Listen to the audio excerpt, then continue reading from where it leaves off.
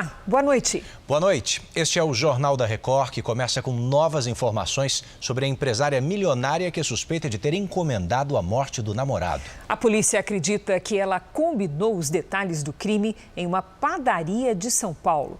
O assassino, confesso, diz que cobrou e recebeu R$200 mil.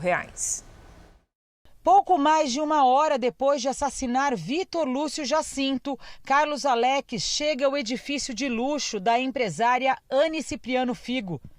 Ele tira o capacete e sorri para o segurança, que libera a entrada do corretor de imóveis com a moto no prédio.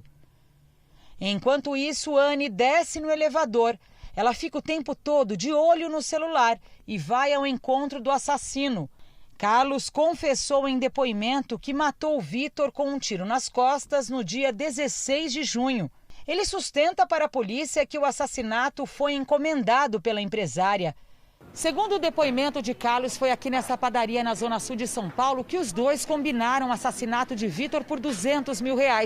O encontro foi no fim de maio. De acordo com a investigação, pouco depois, 8 dias antes do crime, Carlos teria recebido um cheque nesse valor da empresária. Anne confirma o pagamento, mas diz que o cheque foi usado para que Carlos preparasse um dossiê sobre seu ex-marido, com quem ela brigava na justiça pela guarda dos filhos. A polícia aguarda a quebra do sigilo financeiro dos dois suspeitos para saber se o cheque foi descontado. E tenta agora recuperar imagens apagadas nos celulares de Carlos e Anne. Nós vamos ir para todas as linhas de investigação, mas até então a linha que a gente tem seguido e a linha que a gente acha que é a mais verossímil é que quem matou foi o Carlos a mando da Anne. Mas para até agora nada chegou até aos autos que mude essa linha que a gente segue. A defesa da empresária nega o crime.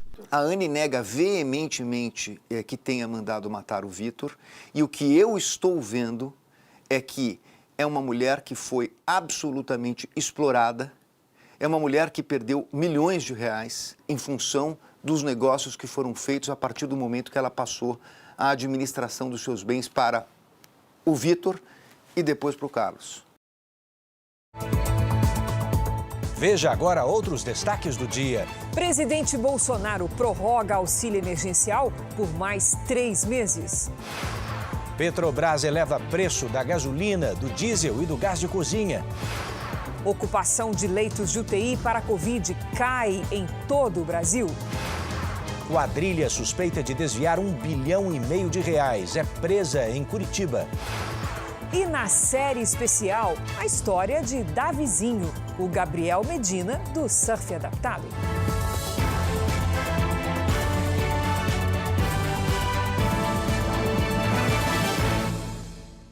Oferecimento Crédito Imobiliário Bradesco. Taxa a partir de 3,95% ao ano.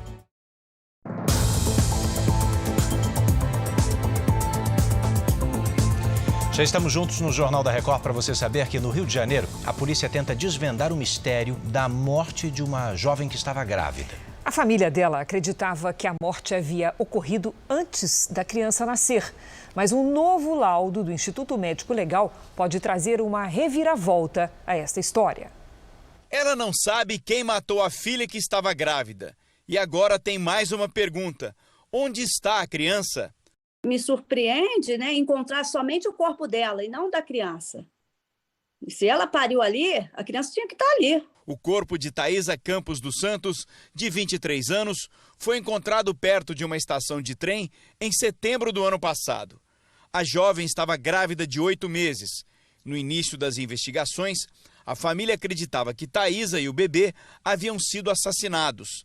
Mas o laudo do Instituto Médico Legal, divulgado agora, mostra que não foi visualizado o feto no corpo da jovem. No mesmo documento, peritos anexaram o laudo de um exame feito 15 dias antes da morte. A criança estava com quase 2 quilos em 32 semanas de gestação. Thaisa estava grávida de uma menina. O pai da criança era casado. Eu acredito que a minha filha, ela tenha sido morta por causa que ela estava grávida dessa criança. Eu acredito que tenha sido encomendado. A polícia conseguiu rastrear o celular de Thaisa, que foi localizado em outra cidade. O aparelho foi vendido por um homem com as mesmas características de uma pessoa que aparece em imagens de câmeras de segurança perto do local do crime. Na gravação, Thaís é rendida próximo à estação de trem. Essa é a melhor pista que a polícia tem depois de 10 meses de investigação. O laudo mostra ainda que Thaísa não sofreu violência e que possivelmente o bebê tenha sido retirado antes da morte. Essa criança foi retirada do útero, provavelmente num processo de abortamento, que ela pode ter concordado, não é? Porque não há outro sinal de violência, e depois, mal sucedido, ela acabou morrendo nesse procedimento e aí foi jogada naquele local. Uma carta encontrada na jaqueta de Lázaro Barbosa, fugitivo que mobilizou a polícia por 20 dias até ser morto, mostra que ele precisava de munição. Você se lembra do caseiro da fazenda onde Lázaro teria se escondido? Ele não foi indiciado. Mesmo inocente, ele viu a vida virar de ponta cabeça. Muita coisa mudou na vida de Alain Reis, o caseiro da fazenda onde Lázaro Barbosa teria se escondido. Ele chegou a ser preso junto com o patrão, o fazendeiro Eumir Caetano Evangelista, mas não foi indiciado. Com a repercussão do caso, Alain foi encontrado pelos pais, que não tinha notícias havia 20 anos. Ao mesmo tempo, perdeu o emprego e hoje sobrevive de doações. Ainda está achando que eu estava cobertando ele ainda. Mesmo sendo inocentado na justiça, mas tem gente que eu estava errado ainda, acho que estava errado ainda. O fazendeiro Eumir Caetano foi denunciado pelo Ministério Público por ter ajudado na fuga de Lázaro. No celular dele, a polícia encontrou essa conversa. Ele está dormindo lá daquele barraco onde a mãe dele morava. Eu deixei ele dormir lá essa noite, amanhã cedo eu pego ele. Neste fim de semana, uma carta encontrada no bolso da jaqueta de Lázaro Barbosa foi divulgada pela polícia. No texto ele escreve: "Já tive 2 confrontos, estou zerado de munição. Arruma para mim, vou te adiantar R$500. A polícia ainda não sabe para quem Lázaro iria mandar a carta, mas o documento só reforça a tese de que ele contava com uma rede de proteção durante os 20 dias de buscas. Teria até celular com acesso à internet. A suspeita é de que ele faria parte de uma quadrilha que age na região de Águas Lindas e contaria com a participação de fazendeiros, empresários e políticos. A capital paraense, Belém, foi apontada como a cidade brasileira em que mais vacinas da AstraZeneca Oxford podem ter sido aplicadas fora do prazo de validade. O Pablo recebeu a primeira dose contra a Covid-19 em 26 de maio. Conferiu a carteirinha e confirmou que a vacina aplicada faz parte dos lotes que podem estar vencidos. Eu estou um pouco inconformado com a notícia que a vacina aplicada nesse período de abril até maio estavam vencidas. As suspeitas surgiram a partir de um levantamento feito por pesquisadores da Universidade de Campinas e da Universidade Federal de São Paulo. Os dados indicam que quase 26 mil doses teriam sido aplicadas fora do prazo de validade, em 1.532 municípios. A minha dúvida é, eu realmente estou imunizada? Foi um erro de digitação?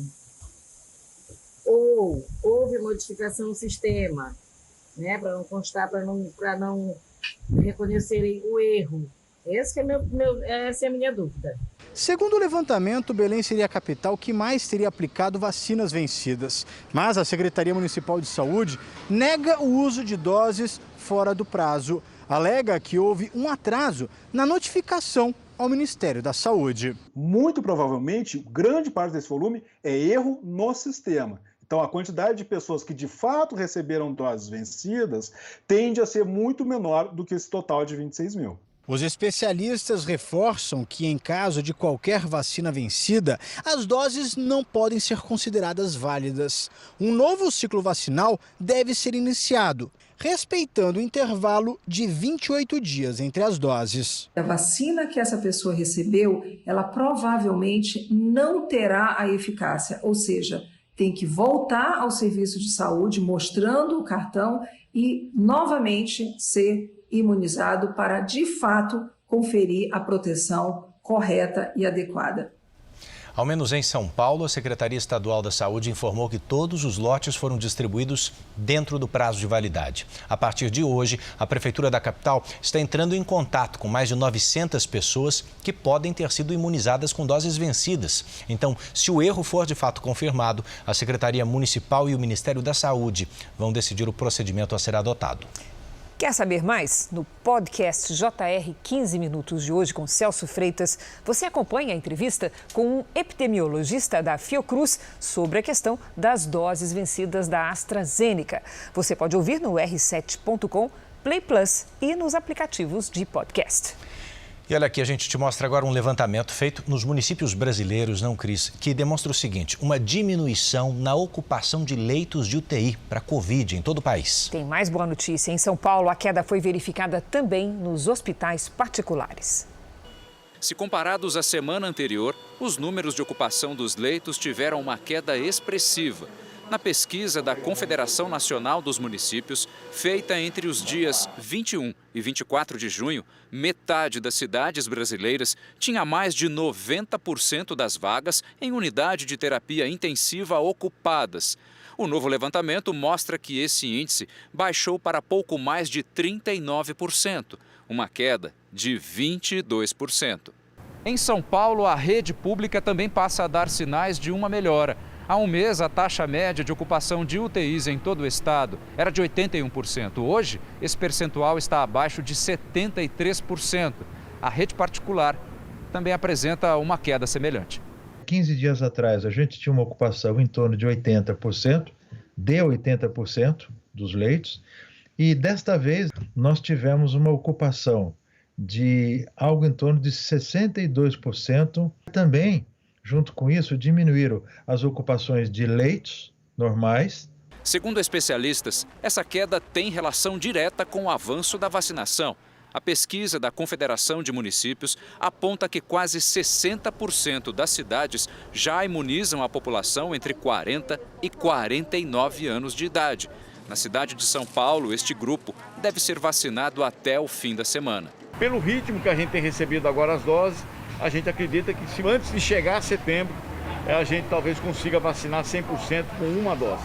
É justamente entre os menores de 40 que o número de internações está crescendo. O aumento de janeiro a junho foi de 8%. Para as autoridades, reflexo da falta de vacinas para essa faixa etária e das aglomerações. E o dado mais relevante, o número de mortes vem caindo nas últimas semanas, mas o resultado ainda não é motivo de comemoração. Mês de abril, né, mais de 3 mil mortes diárias, e hoje nós estamos em torno de 2 mil. Então isso mostra ali que caiu, mas continua muito alto ainda, uma média bastante grande. JR atualiza agora os números da pandemia, sempre com dados oficiais do Ministério da Saúde. Então, acompanhem comigo. O país tem hoje mais de 18.792.000 casos da Covid-19. São mais de 525 mil mortos. Foram 695 registros de mortes nas últimas 24 horas. Também entre ontem e hoje, mais de 68 mil pessoas se recuperaram. E no total, já são mais de 17.151.000 pacientes curados. E 1.115.000 seguem em acompanhamento. E olha aqui, além do problema do desemprego, das pessoas mais experientes, o país enfrenta um outro obstáculo.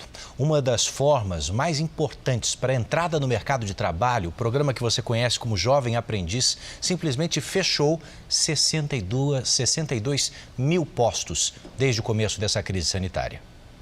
Para o Amauri, o emprego de aprendiz veio na hora certa. Com carteira assinada e recebendo o meio salário mínimo, ele pôde ajudar a mãe num momento difícil. Ela foi diagnosticada com câncer de mama e no começo ela não queria fazer o tratamento, mas depois ela conseguiu, superou o câncer e hoje ela está curada. O Brasil desperdiça o trabalho de seus jovens. Pela legislação, poderiam ser criados até 1 milhão de postos de aprendiz, mas eles nunca passaram muito dos 600 mil. E aí veio a pandemia. O Jovem Aprendiz é um programa federal que estimula a contratação e treinamento pelas empresas de menores de 24 anos que estejam cursando o ensino médio. Segundo o Cadastro Geral de Empregados e Desempregados, durante todo o período da pandemia, 62 mil postos de aprendiz foram fechados. Uma saída encontrada pela Rede Cidadã, que recruta aprendizes, foi fazer o treinamento virtual e apostar numa retomada da economia que precisa dos jovens. Ele é indiscutivelmente a melhor solução para fazer a transição da vida escolar para o mundo do trabalho. E, do ponto de vista social, é um programa extremamente relevante. Por quê? Porque muitos jovens, e o programa foi feito predominantemente para jovens oriundos de famílias de menor renda, então ele é um programa que ele compõe a renda da família. Apesar de ter tido seu contrato suspenso por um tempo no início da pandemia, o Amaury está feliz. Conseguiu ajudar a mãe e hoje se sente preparado para entrar no mercado de trabalho. A primeira experiência é a melhor que tem, porque você aprende muita coisa. Você fica lá dentro e você cria um laço com as pessoas que estão lá te ensinando. A partir de amanhã, a Petrobras vai aumentar de uma só vez os preços da gasolina, do diesel e do gás de cozinha para as distribuidoras. Então vamos ao Rio de Janeiro, onde fica a sede da Petrobras e onde está o nosso colega Pedro Paulo Filho com as informações. Boa noite, Pedro Paulo. Pois é, Cris, boa noite para você, boa noite a todos. Olha, essa é a primeira alta no preço dos combustíveis desde a posse do novo presidente da Petrobras, o Joaquim Silva e Luna.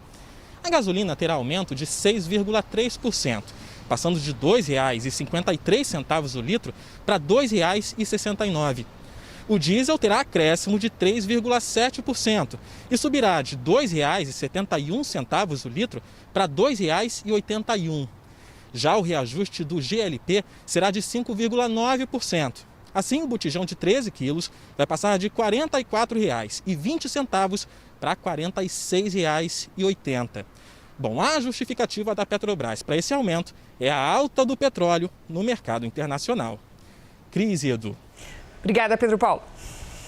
Subiu para 28 o número de mortos no desabamento do prédio na região de Miami, nos Estados Unidos. 11 dias depois do desastre, bombeiros ainda procuram 117 desaparecidos.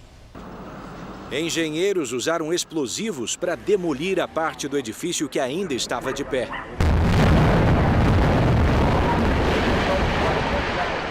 A implosão foi na noite de ontem por causa da aproximação da tempestade Elsa. O alerta de ventos fortes colocaria em risco as equipes que ainda estão trabalhando nos escombros. A prefeita de Surfside prometeu manter as buscas até que todas as vítimas sejam encontradas. Você vai ver daqui a pouco, o presidente Bolsonaro prorroga o auxílio emergencial por mais 3 meses. E na série especial, a história de Davizinho, que fez da deficiência um trampolim para ser campeão no surf.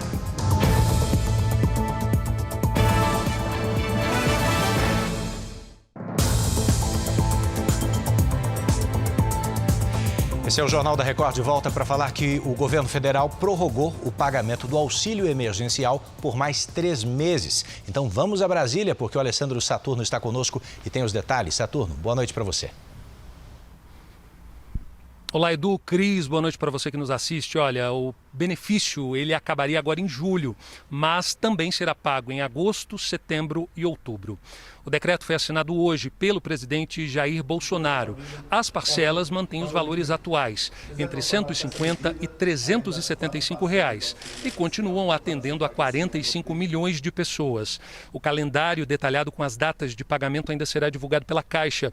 Além disso, o governo anunciou aí uma medida provisória que abre um crédito extraordinário no valor de 20 bilhões de reais em favor do Ministério da Cidadania para bancar esses pagamentos. Lembrando que esses pagamentos feitos com crédito extraordinário ficam fora do teto de gastos. Surgiu na praça uma modalidade diferente de investimento. é a poupança por assinatura. Por meio dela, os valores aplicados mês a mês são debitados diretamente do cartão de crédito. Mas essa forma de poupar traz riscos para quem não tem controle financeiro. Será que é vantagem? Vamos saber com a Patrícia Lages. Boa noite, Patrícia. No que as pessoas devem ficar atentas na hora de fazer essa opção? Tem que ficar atento mesmo, viu, Cris? Uma boa noite para você e boa noite para você de casa. A grande questão é usar crédito para investir.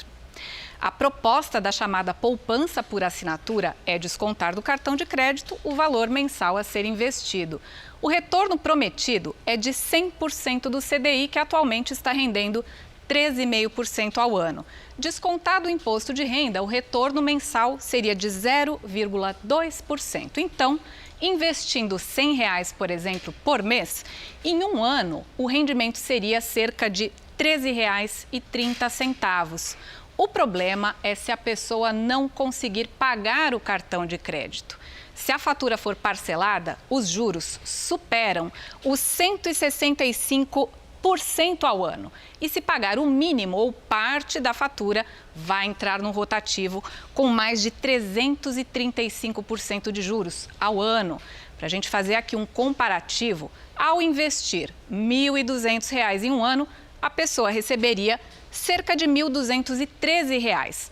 Mas se os mesmos 1.200 entrarem no rotativo do cartão, depois de um ano, a dívida pode chegar a mais de R$ 5.220. Resumindo, para quem não tem controle financeiro, pode ser um risco muito alto. Altíssimo risco, Patrícia. E qual seria a forma segura para adquirir o hábito de poupar, que é tão importante, mas de forma automática? Seria uma boa, né, Cris? Olha, a melhor maneira é nunca recorrer ao crédito, mas sim investir um dinheiro que é seu. Uma boa opção é o Pix Cobrança, que é como um boleto com rendimento, com vencimento em data futura. É uma forma de você fazer um pagamento para si mesmo e não tem nenhum risco, porque se você não tiver dinheiro na data de vencimento desse boleto, é só não pagar. Muito mais seguro, né, Cris? Sem dúvida. Obrigada, Patrícia. Ótima semana. Boa semana para nós. Veja a seguir: grupo suspeito de desvio bilionário em moedas virtuais é preso em Curitiba. E tem ainda a nossa série especial. Você vai conhecer a história de Davizinho, um garoto que quebra ondas e preconceitos.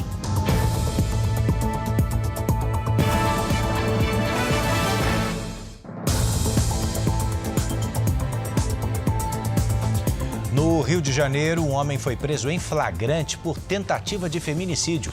A jovem de apenas 25 anos foi atacada quando estava a caminho do trabalho e, mesmo ferida, pulou do carro em movimento para fugir do agressor.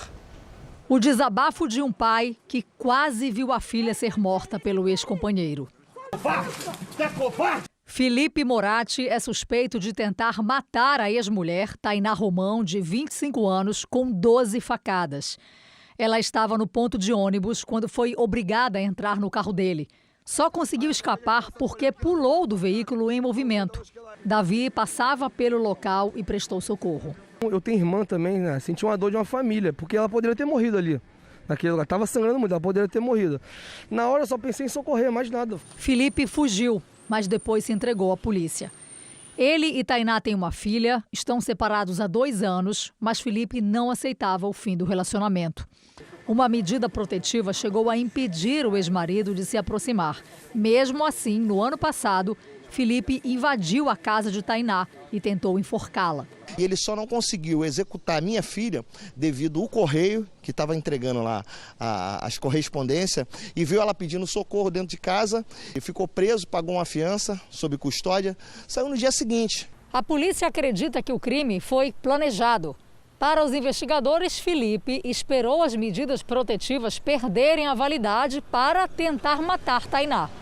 As medidas impedem que o agressor se aproxime da vítima, mas elas são provisórias. Quando a medida estiver no prazo de se esperar, de perder essa validade, que ela solicite ou através de advogado, se não tiver advogado, que ela venha na delegacia ou através da Defensoria Pública e peça a renovação dessas medidas protetivas, que vai garantir essa proteção dela. No Rio de Janeiro, quase 100 mulheres foram vítimas de tentativa de feminicídio até maio deste ano.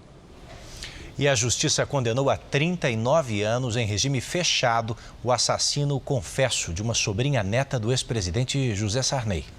Após 6 dias de julgamento, os jurados decidiram pela condenação de Lucas Porto. Ele foi sentenciado a 39 anos de prisão. Esse julgamento foi pela honra da minha irmã. Esse julgamento também é pela vida de todas nós mulheres. Ela é uma sentença histórica. A condenação foi por homicídio com 4 qualificadoras: feminicídio, asfixia, impossibilidade de defesa e ocultação de provas, e mais 9 anos por estupro. O júri era formado por 5 homens e 2 mulheres. Entenderam que, de fato, o Ministério Público, desde o começo, dizia que o acusado era o autor do crime de estupro e também teria praticado o crime de homicídio. Durante o julgamento, um dos depoimentos mais esperados foi de uma das irmãs da vítima, Carolina Costa. Carolina era casada com Lucas. Na época do crime, em 2016, ele confessou que matou a cunhada Mariana. O motivo seria uma atração não correspondida. No depoimento, Carolina afirmou que Lucas mostrava ser uma pessoa normal no dia a dia, mas que apresentava um comportamento alterado quando era contrariado. Só no penúltimo dia, o acusado prestou depoimento. A imprensa e o público não puderam acompanhar o interrogatório. Lucas Porto já estava preso pelo crime antes mesmo da sentença de hoje. Um grupo suspeito de desviar R$1,5 bilhão de reais em moedas virtuais foi desarticulado hoje em Curitiba. Mansões, carros de luxo e muito dinheiro. A Operação Diamond cumpriu 22 mandados de busca e apreensão e prendeu 5 pessoas. Todas estariam envolvidas com um grupo que, segundo a Polícia Federal, desviou mais de R$1,5 bilhão em negociações com criptomoedas, as chamadas moedas virtuais. Os volumes negociados, segundo o grupo noticiava, chegavam a cifras de 500 milhões por dia de moedas negociadas, algo extremamente expressivo.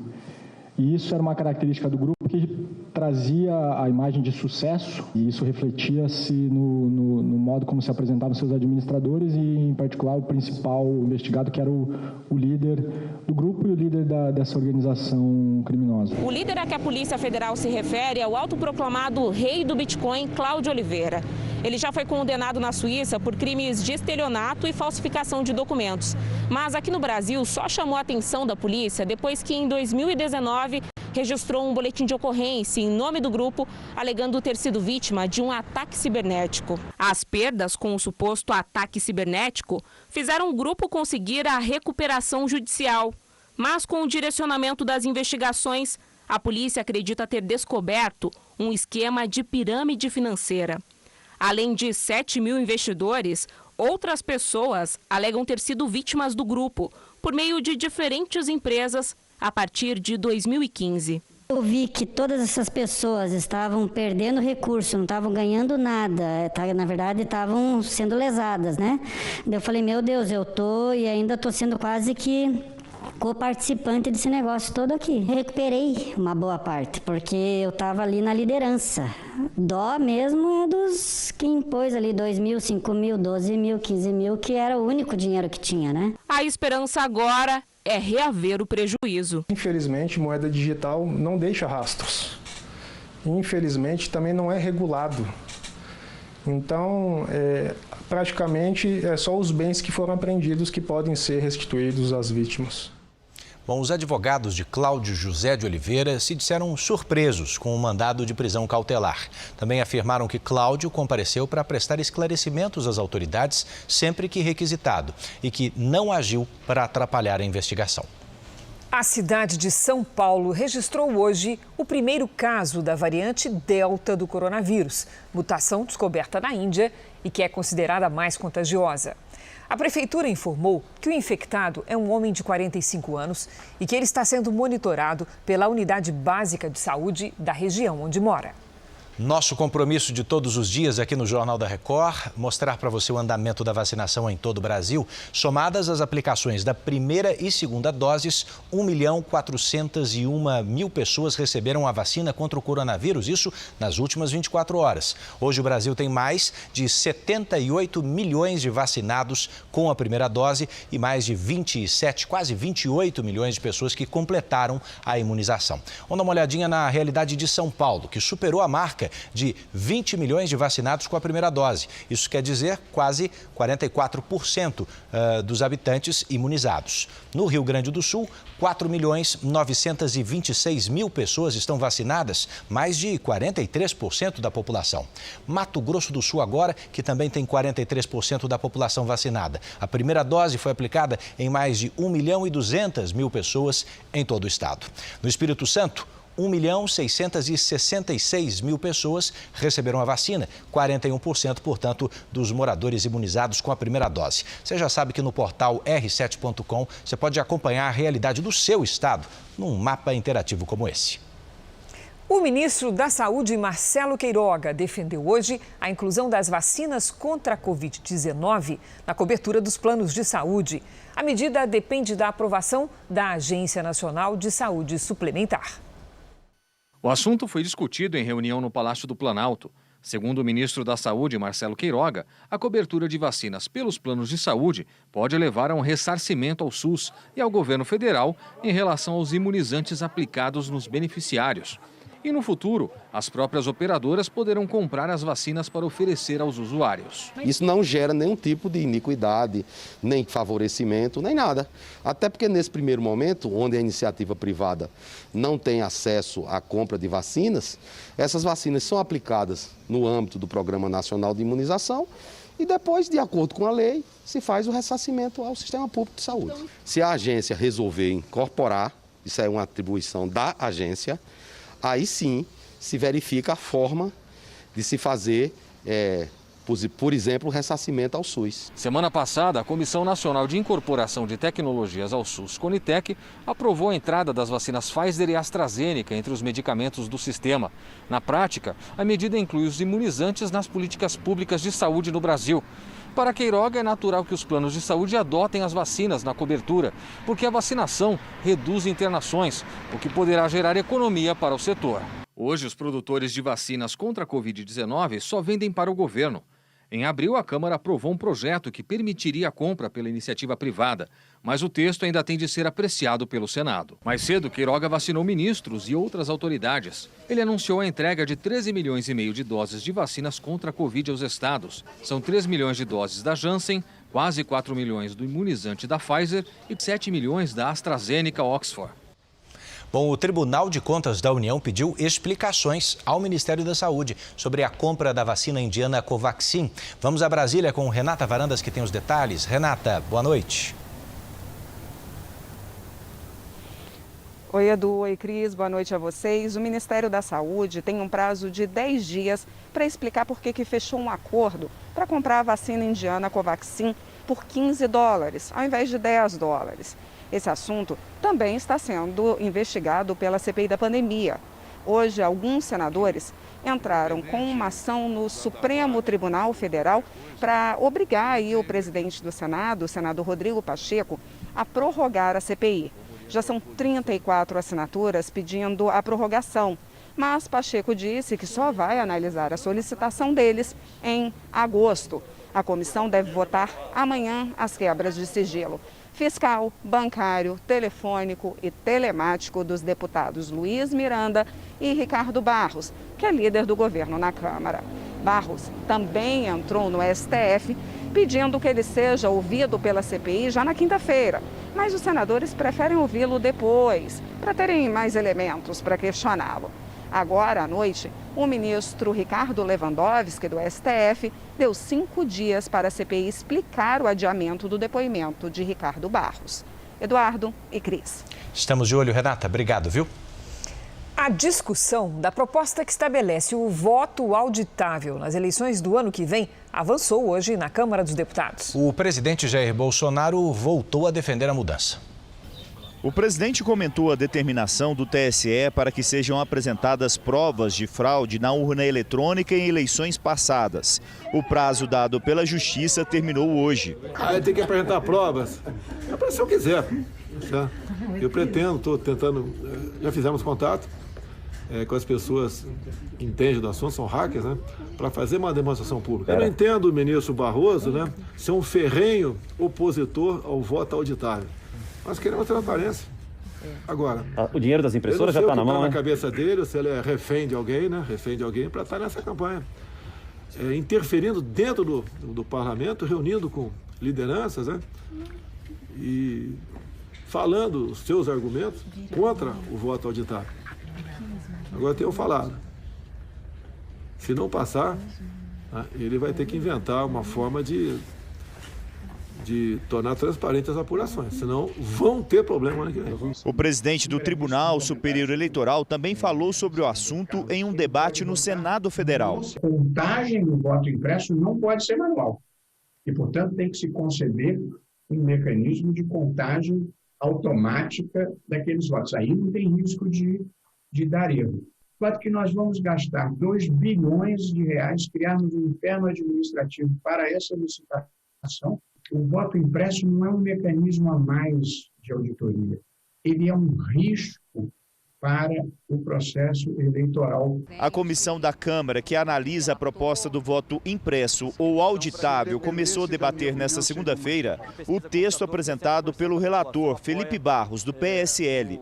Devem ser feitas mudanças no projeto, que não conta com apoio de pelo menos 11 partidos. Houve empate na votação do requerimento de retirada da proposta de pauta e o relator desempatou pela continuidade da análise. Nesta segunda, foram ainda divulgadas gravações que envolveriam o presidente no suposto esquema de rachadinhas no período em que Bolsonaro era deputado federal.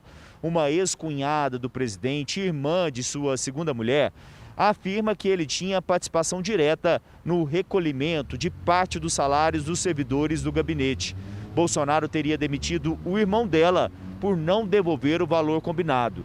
A defesa do presidente alega que ele é vítima de calúnias, fraudes e que tentam atingir a sua reputação, e que os áudios da história são clandestinos e editados, e que jamais teria ocorrido qualquer esquema no gabinete do então deputado.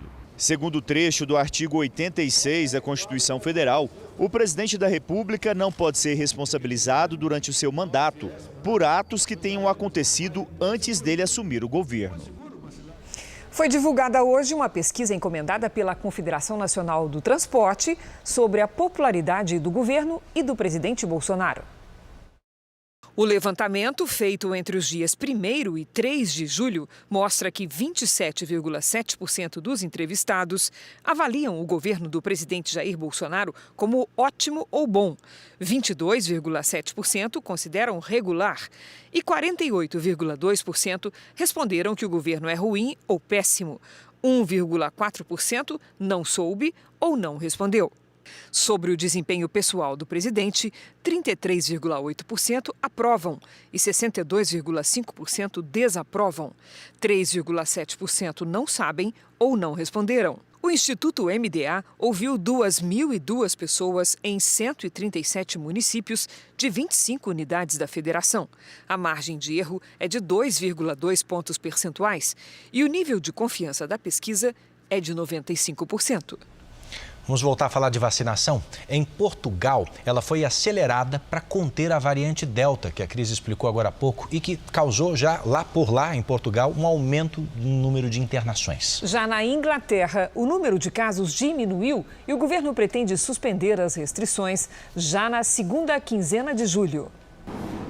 Dia 19 de julho foi a data escolhida para o fim das restrições impostas contra o coronavírus na Inglaterra.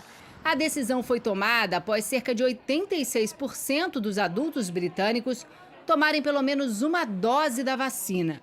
O primeiro-ministro anunciou o fim da obrigatoriedade do uso da máscara, do distanciamento social e até a volta das boates e shows. Boris Johnson alertou que esse não é o fim da pandemia e que o número de casos pode voltar a aumentar, mas que a vacinação se mostrou um sucesso e que a maioria das pessoas internadas atualmente não foi imunizada. Aqui em Portugal, o governo não descarta a adoção de novas restrições. A variante Delta, encontrada primeiro na Índia, deixou hospitais lotados, principalmente aqui na região de Lisboa. O país teve hoje a maior alta de internações de pacientes com Covid-19 desde janeiro. O governo tenta acelerar ainda mais a vacinação agora entre pessoas de 18 a 29 anos. Vamos agora até o Pantanal Sul-Mato-Grossense, que registrou um novo foco de incêndio depois de 9 meses. As imagens gravadas pelo Corpo de Bombeiros mostram uma grande área em chamas na região pantaneira conhecida como Inhecolândia, no município de Corumbá.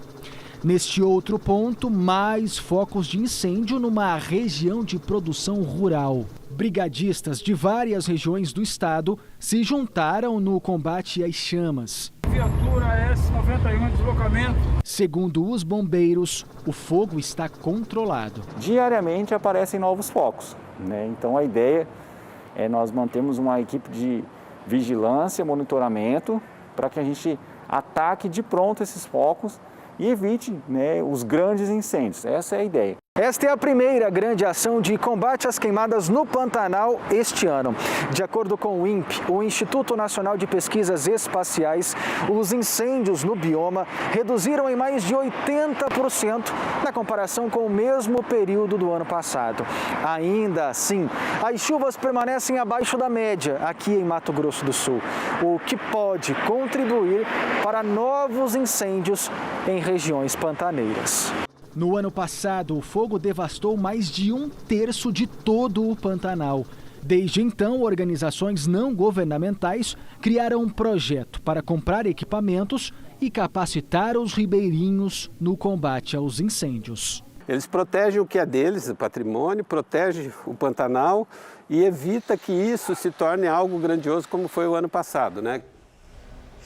A semana começa com baixa umidade do ar em várias capitais. Destaque para Cuiabá, com 16% de umidade, o que está muito longe do índice considerado ideal pela Organização Mundial de Saúde, que é de 60%. Claro que o inverno colabora, mas vamos saber com a Lidiane Sayuri qual o motivo para tamanha secura. Boa noite, Lid. Vai continuar assim? Continua, porque temos um bloqueio atmosférico neste momento, Cris. Boa noite para você, para o Edu, para todo mundo que nos acompanha aí. Imaginem uma grande quantidade de ar quente bem no centro do país. Essa circulação de ar no alto da atmosfera desvia as frentes frias para o oceano e, junto com as frentes, a possibilidade de chuva. Isso aumenta o calor no interior do país. Esta terça-feira será mais um dia com baixa umidade do ar no centro-oeste, no interior do nordeste e do sudeste. Chuva mesmo só no extremo norte. No litoral do Nordeste, os ventos úmidos do mar favorecem a chuva frequente nos próximos dias também. Nesta semana, as temperaturas aumentam e o calor vai ficar acima da média de julho.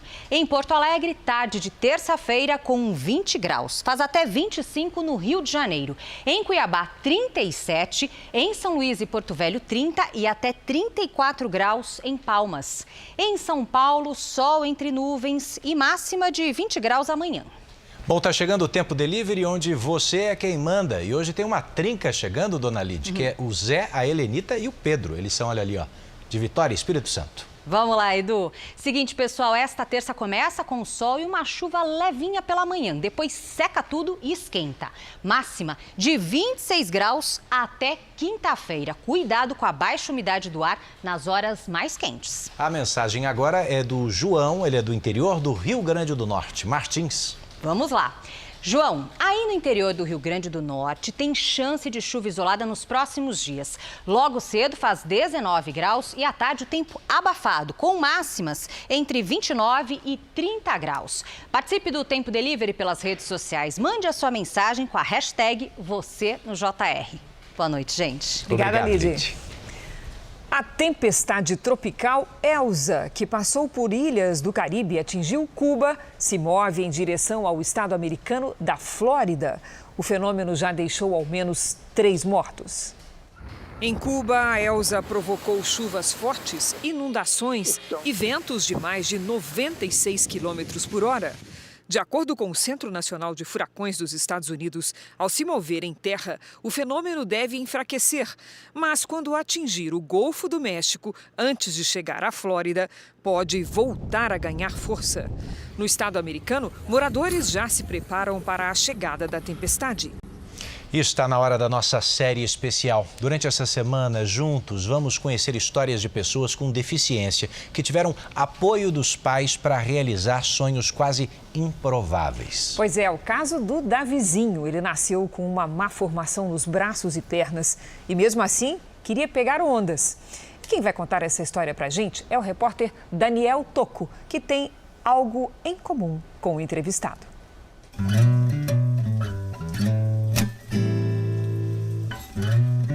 Eu levei os exames para o médico e o médico virou para mim e falou: mãe, é melhor, se você quiser, nesses casos, né, a gente autoriza e é melhor você abortar. Ele sempre disse: eu consigo, eu consigo, eu consigo, eu consigo.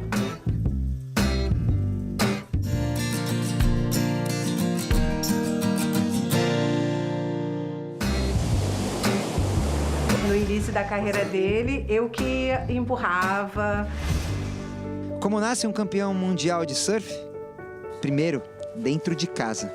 Depois, no mar. Uma síndrome rara fez Davizinho nascer com uma má formação nos braços e pernas. Mas as dificuldades vieram junto de pais incríveis. A gente começou a fazer as adaptações. Vamos ver se uma escovinha para tomar banho, né? Se ele consegue fazer isso. Não, peraí, ele está precisando de uma faca para cortar os alimentos. Aí a gente fez uma adaptação na mãozinha, colocou a faca ali, ele conseguia cortar. Só que o Davi é uma criança que ele não gosta de quase nada adaptado. E é lindo ver a praticidade que o garoto executa suas atividades comuns a qualquer jovem de 16 anos. Eu queria fazer o que fosse possível. Eu tentei de tudo. Se hoje ele não usa prótese, é porque ele não quer. No início eu precisava até de ajuda, sabe, para fazer e tal. Só que depois eu via como meus pais me ajudavam, como as pessoas faziam, ia tentando. E tudo eu consigo fazer sozinho, sabe? São coisas que eu olhando assim na prática, eu não imagino como. O como pode até ser difícil explicar, mas fazendo tudo do seu jeito e graças à força da mãe, o Davizinho acreditou que poderia encarar as ondas do surf e mostrou que nós, pessoas com deficiência, podemos ir muito além. Comecei a contar para ele a história de quando eu surfava. Eu falei para ele que era uma adrenalina incrível. A gente conversando, eu falei assim: Davi, você quer surfar? Minha mãe pediu emprestada a bodyboard de um menino. E aí, só para experimentar. A virada de chave surgiu com um presente inusitado. Essa aqui foi a primeira pranchinha, né, que ele ganhou. E ele ganhou de um surfista anônimo, que nós conhecemos na praia. E convidou o Davi para brincar um pouquinho na prancha dele. E quando a gente estava indo embora, ele presenteou o Davi com a prancha e disse que o Davi não tinha mais motivo para não ir à praia surfar. Para o menino aprender a surfar, a mãe, Denise, procurou uma escolinha, mas não foi nada fácil. Recebemos muito não, porque assim, as pessoas ficavam com medo, né? Não, mas eu não vou colocar ele no mar, não, é muita responsabilidade. Eu nunca, assim, trabalhei com crianças adaptadas. Eu fico imaginando aqui a escolinha que disse não pro Davizinho, aí vê ele campeão mundial, o cara fala: pô, o campeão mundial bateu na minha porta e eu não entendi o recado. O acolhimento, o incentivo e as adaptações que os pais do Davizinho desenvolveram para ele foram tão incríveis que o nosso jovem surfista ganhou literalmente o mundo. Se profissionalizou e esse amor todo dos pais precisou de um reforço. Surgiu assim o staff do Davizinho. O Sandro, com a ajuda dos pais, desenvolveu um treino especial que atendesse ao corpo do Davi. Tive que estudar como era a deficiência do Davizinho e as adaptações vieram surgindo no nosso dia a dia.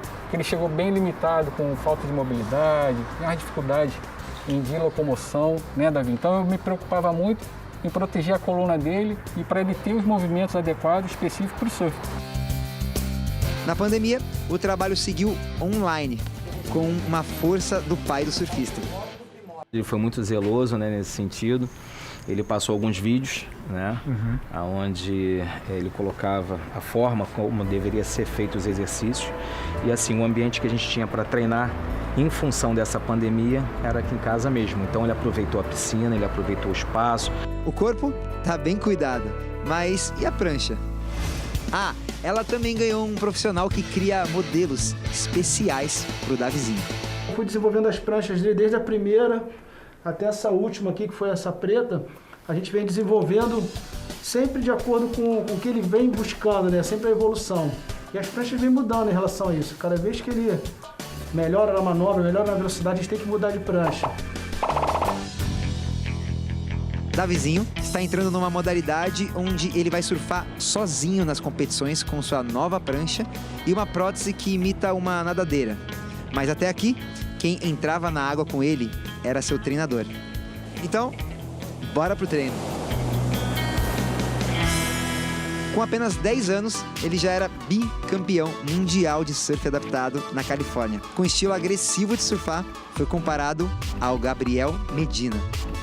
E numa pergunta com a licença de um repórter que tem algo em comum com o entrevistado, tentei tocar em alguma ferida, mas não encontrei nenhuma. Nem lamentações, nem clichê de superação. Davizinho traz uma resposta de alguém que mergulhou fundo em si mesmo. 3, 4 anos no prézinho ainda, eu ficava, pô, cara, o Davizinho é muito feio, seu patinho feio, não sei o quê.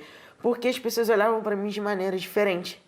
Mas, assim, depois que eu parei pra pensar, pra me analisar, poxa, cara, a vida é tão bonita porque eu tô aqui reclamando. Poxa, olha só quanta coisa eu posso fazer, pô, quanta coisa eu faço, tipo, tudo é acessível. Se a gente tá respirando, a gente consegue fazer qualquer coisa, até ser astronauta, tudo. E cá entre nós, uma pessoa bem resolvida é uma pessoa feliz. Ah, quem era o patinho feio hoje se acha o cara mais lindo, né, Davi? Não tem nem como dizer outra coisa, né? Conhecer o Davizinho de perto deixa claro que o seu nome no diminutivo é apenas um carinho da infância, pois o Davi é gigante e faz jus a seu nome de rei. Virou rei dos mares e rei da própria vida. Você vai ouvir muito falar nesse nome ainda. Beijos nos corações.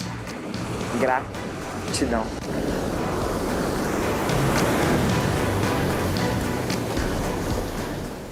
Lindíssimo. Lindo. Lição de vida. Também acho.